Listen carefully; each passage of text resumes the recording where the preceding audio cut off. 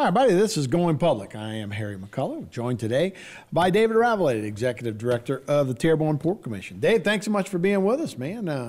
What kind of time of year is this for you guys? Happy to be here. It's getting hot, and we're going to get rain, but, you know, everything's good. You know, we just keep plugging away. Yeah. Do you guys have seasons? Is it, you know, like you got just hurricane season? Just hurricane season. Yeah, you got Mardi Gras season, you got football season. No, you know, we have winter time where the water's a little lower than normal because of north winds, and summertime the tide's up a little bit, and then you have the hurricane season where, you know, it's do or die, you know? Well, and particularly in the winter when it goes lower, I mean, that's one of the biggest issues you always have is dredging and making sure boats have enough water to get through anything. Does that cause a problem for boating in the winter? Oh, yes, but wintertime, a lot of those companies don't do a lot of projects, okay? I mean, boat repairs, they do. So you still have to come in and out with boats to fix them.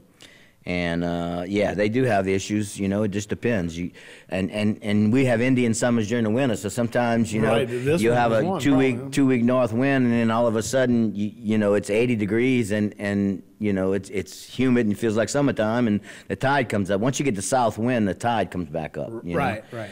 So yeah, it's one of them things where you gotta know when to go and know when not to go. You know, I mean, and those guys, that's what they have to do. Yeah, because we got to like 18 degrees, I think, earlier in the winter, but now we're on about 20-something days where it's touched 80 almost every day. Yeah, we're feeling that south wind for sure. So let's talk about the status of the HNC and I guess bay and inland drilling. Yeah, so bay is the Terrebonne Bay, and then inland is from Cocodrie going north, okay? So the bay dredging is really critical right now because we have a tenant that has to sail a boat out that draws a lot of water, and so we jump through hoops to try to get the Corps positioned to start dredging in early February, okay? And we had everything in line. They bid the project out. They had one bidder. It was within their budget, and then all of a sudden they had a contractor that protested that didn't even bid. So it goes into a 35-day holding period while the Mississippi Valley Division, which is in Vicksburg with the Corps, they review it and they determine whether it's legitimate or not. Okay, now after they decide and they, let's say they decide it's not legitimate, well then the contractor has an opportunity to appeal to the Government Accounting Office, the GAO, and they have 100 days to rule, okay? So the boat was supposed to sail out this month, toward the end of the month, and we would have just about been finished dredging had we awarded the contract, but that's not gonna happen. So, you know, they gotta use what they got, you know, so. So can a boat go through this? Or? Well, yeah, I mean, look. You don't want to scrape up the bottom, I guess. So right now, the shallowest area in the bay is 13.5 feet, okay? But then there's 2.5 to 3.5 foot of fluff under that, okay? So you really have, and now the fluff is just a thick, syrupy, suspended. Right, we've all stepped stuff, on it, yeah, that just goes down, it just hangs down at the bottom of the channel. But what they do is the multi-beam hits the fluff and bounces off, so that's the depth it shows. But they go back and they drop what they call a lead line. It's just it's exactly what it is. It's a lead on a line, a tape measure, you know, that measures, and they drop it down. And when it hits hard bottom, they measure where the surface is, and that's how they determine it's 2.5 to 3.5 foot of fluff, because it goes right through the fluff and goes straight to the hard bottom. And so hard bottom is what you really want to stay away from with those boats. But even like a new boat, going through all that fluff could get all scratched up, you know, and so as it is, they're going to have to put floats under the back of the boat and put the front of the boat on a dry dock, and it's still going to draw, you know, 16 feet of water. So it's just a huge boat, and you know. Wait, is that the boat that we've been watching at Thomasy? Yeah, it's an icebreaker. Yeah, no, it's a fish processor. I got it. Okay, it so works out in Alaska. Oh, we'll go. But in the Pacific beautiful over there, boat, it is, man. It's huge. But they said there's a fillet machine on there that can fillet 250 fish a minute. A minute? A minute. I said, you know, you get a couple of Cajuns and give them some beer, they could probably keep up for a few hours, but after that, I mean, all bets are off. You know, they ain't gonna do that all day. You know. They have fillet machines now. Yeah, and basically it stands the fish up and it goes through a bandsaw, so it just kind of funnels all the fish and it just goes through there and it just splits them in half. And they can gut them and, you know, whatever they got to do with them. But on that fish processor, they actually get all the fish, catch them, make the product on the vessel, and when they back up to the dock, they unload product, they go straight to the market, and they load groceries and switch crews, and they go back out again. So you're not prepared for that. What kind of crew would a boat like that have? I'd be lying if I told you, but in my mind, it's like 30 or 40 people, probably. Be a big crew, I would think, you know, I mean, and it may be more. I don't know. I don't know right off, and they've told me, but I don't really remember. Yeah, but yeah, it's a beautiful boat, and everybody that's passed on Industrial Boulevard has been watching that thing go up. Yeah, you know, like the Ark. And it was on land, so it was sitting about, you know, 20 feet higher than, or 30 feet higher than what it is now. You know, so it's like, man, that thing's huge. Yeah. When the storm hit, when the hurricane hit, they had it off the land and on a dry dock. And they had the dry dock secured every which way they could. They didn't want that thing to flip over. They had chains and they had cables and everything else. Well, all of that popped, and it pushed it across the slip. It didn't flip it over, it just pushed it across the slip to the bank on the other side, and that's where she laid. No damage, except all the chains and cables were popped, and even the shore power cord, which is that big, okay, it popped. You know, so that's. But you got to remember that thing's 300 foot. And it's just a wall, that's 300 a lot foot of surface for the 300 foot long by maybe 20 feet high. Okay, so I mean that's a big surface for a storm to hit. You know. Yeah, if you've been in a bus or RV, you know what those side winds do when you're going down the road. You imagine with a 300 foot vehicle that big would have a lot of surface wind that's going to hit it. So, but you know, we want more. We want our tenants to build vessels like that. We want to get them out. We want to get them back in. And so that's the battle, you know, and it's just a matter of if we get the rocks on the east side of the channel like I've been asking for or wanting for the last 10 years, we could have a confident depth, dredge it one time and bore in a hurricane or anything coming from the north, which just won't be a normal. We rarely get. You know, we could have a confident channel where when a company in Florida has to come to Houma, that, well, we know we got water, you know, and it's not like, well, we're going to go over there and then we're going to check and we got to, you know, and then we may not go in, you know, and that's the norm now, and we want to change that, you know. So are we any closer to getting that kind of those rocks? Well, or I know we got to deepen the channel first. I mean, that's we're going through that right now. So we're years away from that unless we luck out. Every year I apply for grants for it, and you never know. We might luck out and get a grant. Infrastructure bill, ports, all that kind of stuff. Like it's 3 or 4 of them every year. We blow the dust off of it, change a few things, and send it back in. You know. Right. So one of these days it may get some legs, and we may be able to put some rocks at least adjacent to the barrier island, which may be a 2-mile section, because Timberlake Island is migrating west, and it's just falling in the channel. And we dredge it out, and then it falls some more, and we dredge it out, and so they curve the channel to go around where it's coming in, but they can't really curve it anymore. Right. So it's just the barrier islands migrate. I mean, it's moving real estate is what it is. So it's just a battle that we're just going to keep fighting until we get something. Well, it would be beautiful, and I think for recreational fishermen and that kind of stuff, those rocks would attract all kind of fish. Awesome. That would be a great place to go. You know, it'd be awesome. Sure. It'd be one of the great places in the Gulf for people. Not that they don't have any great places right now. Oh yeah. But this would just be a little closer, and hell, you never know. I might have to go check it during the daytime just to see, and make sure it's operating correctly, No, do some bottom sampling, I mean, because you never know. You never know. You wouldn't have to have a lead line. That's right. A good port director needs to do that every so often, just to make sure he's on top of his game. Okay. So most of the reach. So that's where we stand right now. In the bay. The bay reach right now. Yes, and so it's unfortunate for Thomas C. and our you know, our economy. I mean, we want to get that boat out, and we want to get another one going up. I don't think they're going to build another one like that, although I don't know. But I know they have some big vessels to build for NOAA, for the National Oceanic and Atmospheric Administration. And so when that boat leaves, it'll get in the Gulf, and then it'll go to Alaska, you said? Well, I think when it leaves, they're going to bring it somewhere else and finish outfitting it. And then once they do that, then it goes to the West Coast. And that would have to go through the Panama Canal? Yes. I guess it wouldn't go the other way. Yeah. But I know we got a lot of ice that's breaking on our northern poles, but I don't think it would go that way. No. Seems like the Russians are doing that. Yeah, but yeah, that's where it's going to end up, and it's going to be pretty cool.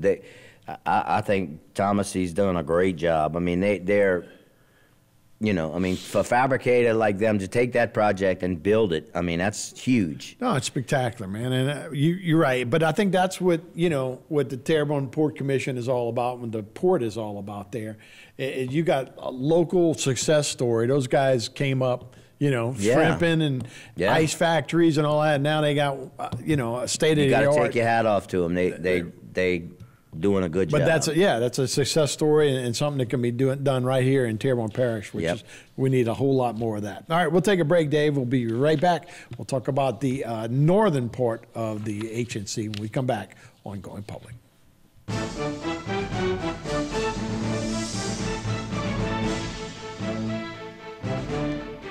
In South Louisiana, storms are a way of life. Every storm poses a different threat, whether from flooding or hurricane-force winds. At All South Consulting Engineers, we help protect our people from these disasters. Before a storm, we work with our leaders to prevent catastrophic damage. After the storm, we help get the resources needed for rebuilding. We have helped our cities, parishes, and school boards recover over $2 billion to rebuild our community. We'll be here for the next one.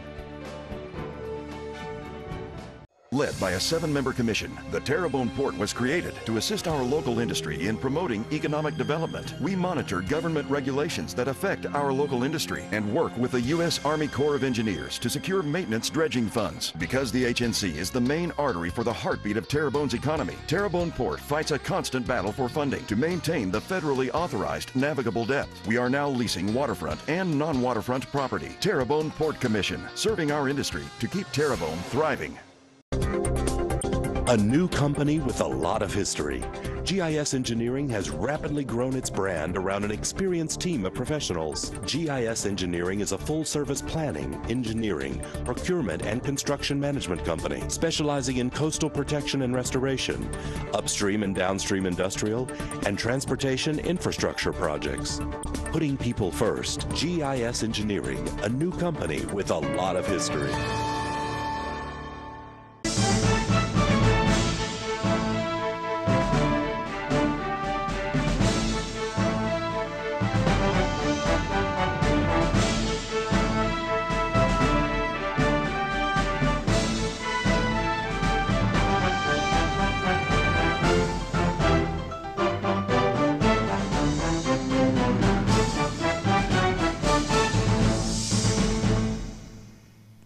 Hey everybody, this is Going Public. Harry McCullough here with David Ravelette, Executive Director of the Terrebonne Port Commission. So we talked about the bay. Let's go north a little bit. So the inland dredging would be from Cocodrie north, right? Right. And that project was bid, they began they began production on December 15th, 2022.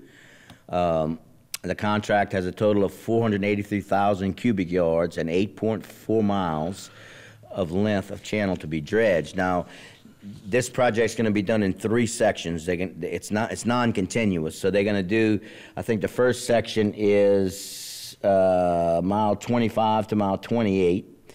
The second section is mile 19.8 to 21.6, all going north. And then the last section, I'm not sure about the miles, but it's around mile 32 to mile 34 or something like that, which is right by the port. Right. So it starts in Cocodrie, or it starts in the bay and comes this way. No, right. And so it finishes at 34 miles right by the port. So the channel's 36 miles long, okay? So 0 is a sea buoy. So the first area they're dredging is 25 to 28. So it's halfway from Cocodrie to, let's say, the Bubba Dove, that area, okay? And then the next section is mile 19.8 to mile 21.6, and then, like I said, 36 would be the end, but the last section's around mile 32, 33, 34 in that area. I see. Okay? And like I said, they have 483,000 cubic yards to remove, and let's see, right now they've only removed 187,000, which is only 39% of the dredge volume, okay? So they're running behind, but, you know, contractors will do that, and at the end, they come back in. And when do they expect to finish that, though? Well, by what time? The completion date is April 19th, okay? Oh, okay. You can do that all in 1 year, or actually 6 months. Yeah. Well, December, January, February, March, April, you know, 4 or 5 months. But they're gonna, looks like if they don't hurry up, if they don't tighten up, they're gonna probably, you know, go over the contract time, and then there's penalties. They allowed a certain amount of time, like they lost some time. They hit some obstructions. That's another thing. There's a lot of obstructions that they're hitting in the channel because of the hurricane. Trees and all kinds of debris in the bottom. And at one point, they had to actually change the cut ahead because it got chewed up by some concrete or something down there. Wow. So they're doing the best they can, but they're going to give them some more time to that April 19th because of that delay they had for a couple of weeks, and any weather delays that they've had, they'll add that at the end. Okay, so it's not going to end fast on April 19th, you know. But there is a penalty if they add the time to April 19th and then they go over that. There is a daily rate that they have to pay. And this is dredging. This is not deepening. That's correct. This is dredging. It's two different maintenance things. Dredging. Right. You use the same equipment, but it's not deepening because we're just maintaining what we have. Right. And so when we go to deepen it, we're going to take that 15 foot. We're going to go down actually 22 to 23 feet is what we're going to dredge it. And that's called advanced maintenance. It's 20 foot is the authorized, but they let you go 2 or 3 feet deeper, so they call it advanced maintenance. So you get a little jump on it silting back in. But that's going to be a lot of material, okay? Because right now they're going from 13 feet to 15 feet. When they come to deepen it, they're going to go from 15 to 23. Okay, right. So that's a lot of material that they're going to be pumping out. And that material goes where? Well, there's dedicated spall sites along the way, especially on the northern reach. When we get in the bay, that material is going to be placed just like they do it when they dredge now. They just pump it in open water.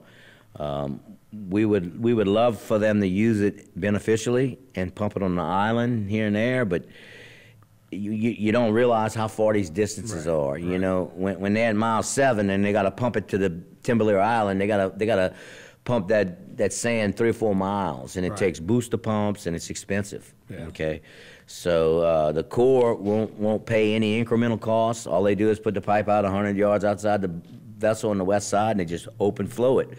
If you want to do any beneficial, you have to come up with the incremental costs that get the material to the island. I see. And we don't have that kind of money. Well, yeah, they're doing that, I guess, in the bottom, below Mississippi, on Mississippi. And then the material is not the best material for Barrier Island. Now, in my view, it's a more fertile material. It's an organic material.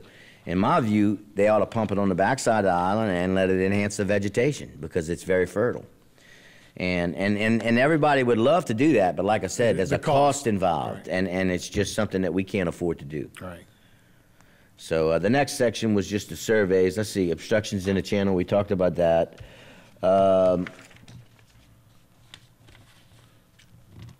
Which brings us to that deepening process, right? So, and again, we talked a little bit about that. So it's not just maintenance. The next thing would be deepening, but there's a lot of things you have to do ahead of the deepening, preparation. All the things that are going underneath those rivers, underneath the canal, channel. Plus what they're going to do with the lock system too. Right? So I'm glad you brought that up. So in the approval of the legislation that got us authorized, there was a statement that said we can't start the actual dredging until the lock and floodgate is completed and in place and operable. And that's probably, we're looking at another 3 to 5 years before that is finished. They actually are started. You know, they're starting to prepare and everything else. So, you know, of course, we have to make sure that all the lines are identified, located, and either lowered or we don't need to lower it or remove it. One of the three. So that's what we're continuing to focus on. Do you remember the term that we use? LERDs. LERDs. Land easement, rights of ways, relocations, and dredge disposals. And the Corps is famous for acronyms, so that's the one that we're using now. And so we're responsible for that. The locals are. It's not even like the construction of the channel. Once they start doing it, it's an 80-20 match. Corps pays 80, we pay 20. But the LERDs is not even included in that. The LERDs is just the local, you know, input, the local obligation, I guess you could say. So we're, you know, identifying the original right-of-ways. We're locating the pipelines. In the Bay, we had 17 that we found, and we're making drawings on all of them. I think only 6 of them, or maybe I think 4 of them need to be need to be either removed or I don't know, or lowered. One or the other.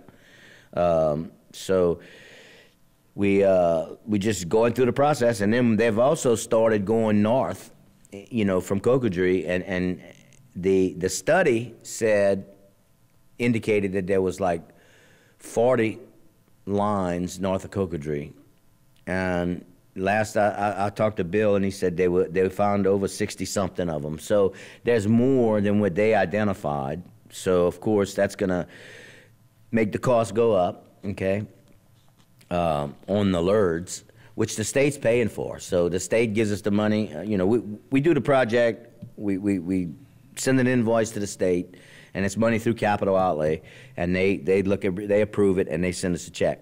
So it's just, we are flow through, basically. Right. Well, these things would be pipelines, utilities. So north of Cocodrie, you're gonna have water lines, electric lines, sewer lines, and little small pipelines, little gas lines, all kinds of stuff. So, but more, I think more electrical, sewer, and water than than gas, you know, pipelines. Okay. And I notice, you know, you run the port commission, but that part of the port commission's duties is all the way to the Bay? Yeah, well, look, you know, they created a port in 1964, okay, by legislation. The Houma Nav was completed in 1962. So there's a you know, so why did they create a port? Well, you know, for economic development, but they figured somebody would oversee the Houma Nav, and so that's become our role. So we go all the way to the sea, but the whole channel is you know, it doesn't pay to do half of it, you know, and the weakest link is going to be what's not done. So, you know, we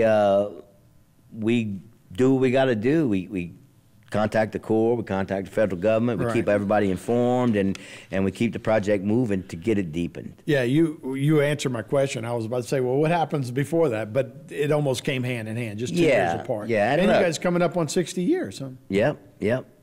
And you know, we welcome the role. I mean, it's somebody's got to do it, and we're positioned correctly to do it. Ports have been given a lot of powers by the legislature to do things, and so. But you can be a port, and if a boat can't get to you, you know, it doesn't make any difference. Yeah, you could have one spot, one sandbar in the whole channel. It could be, the channel could be 30 feet deep. You have one sandbar that's, you know, 13, and that's your limiting factor. It's the weakest link, and so you just gotta make sure it's always surveyed. You know, the Corps does it, but we got to call them and make sure they get out there and survey it. And they do, and they post it on a website, and we actually have that website linked into our website. So you can go to the port's website, and you can click on, you got to just read and find it, but you click on it, and it gives you the channel depths. So, yeah, so all the way through. So No, that's a good resource for sure, and obviously for any, I'm sure boat captains all know how to use that resource. Oh, absolutely. Better than me. Absolutely. Well, David, we certainly appreciate the knowledge. Very informative, and we appreciate seeing you on Going Public. Thank you, Harry. Right. I was happy to be here. All right, we'll be back more Going Public next time.